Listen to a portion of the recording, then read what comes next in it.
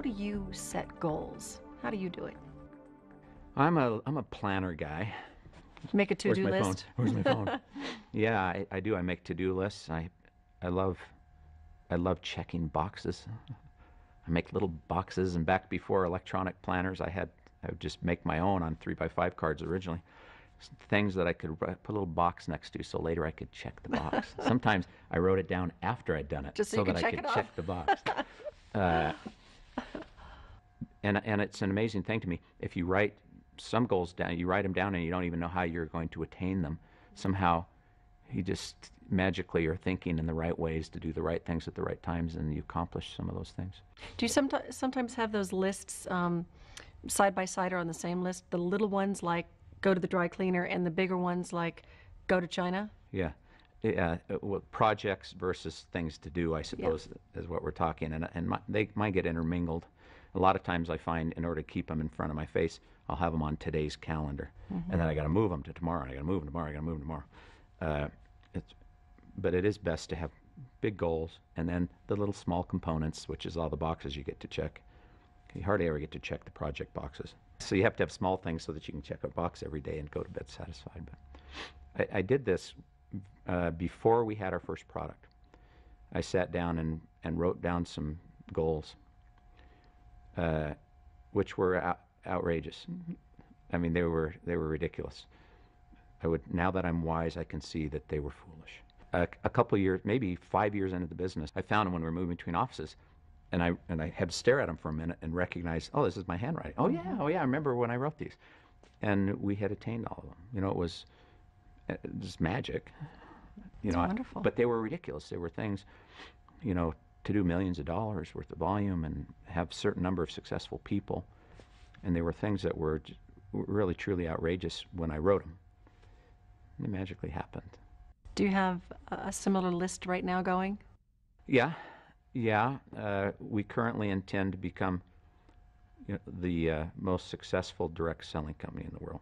And in our definition, that means to pay out more money to our distributors than any other company does. And we have a ways to go to get to there, but we'll get there.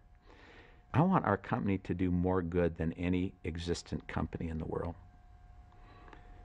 And that's pretty goofy. It's pretty big. I think we could.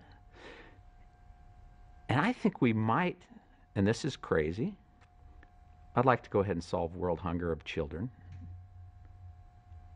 You know, and that's outrageous. And yet we see our distributors making really interesting headway toward that. I don't remember how many meals now they've provided to children, but we're going beyond that. We're setting up systems so that they become self-sustaining. Like Malawi is the first place where we've done that. But in Malawi, where we set up the factory, and they work in the factory, and they grow extra crops, and we buy them, and then they work in the factory to add our ingredients, which all these things have helped the local economy. But before long, they'll be able to do all that themselves because we have someone who owns the factory, who later, and he's going around getting people to grow a second crop. They didn't know they could do, but Napoleon, who's a jewel, he'll get them to grow a second crop, and he buys it from them, and it will become very self-sustaining because the way that the model is set up, and because our distributors have been so dedicated to it, because it's what they do for a living. Looking back as that 25-year-old idealistic young businessman, could you ever have imagined that the company would have gotten this big, that you would have been able to check off so many of those things on that to-do list? Yeah, you know, the quick answer is no. And yet, things that we wrote at the time and stuff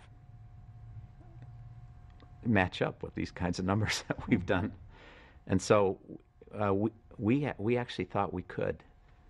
And I think that's pretty naive now that we thought that. I mean, we really shouldn't have had such grandiose thoughts, but we did. And but I didn't translate in my mind what that all meant.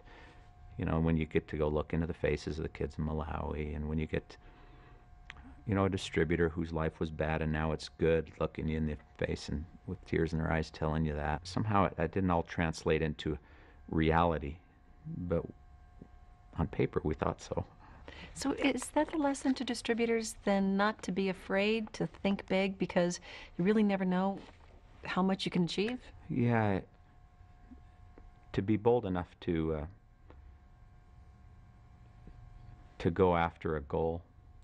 I don't know what their goals are, but I think I know what makes them happy. And if they can begin to match their goals with things that make them happy, and go find some opportunity, I don't care if it's ours or anyone's. I happen to believe it's ours, but if they'll be bold enough to pursue that, which takes you out of your comfort zone, makes life kind of scary. But if you can be bold enough to start doing it and persist and stay with it and do it in a way that's enjoyable, then you get to be part of the magic result.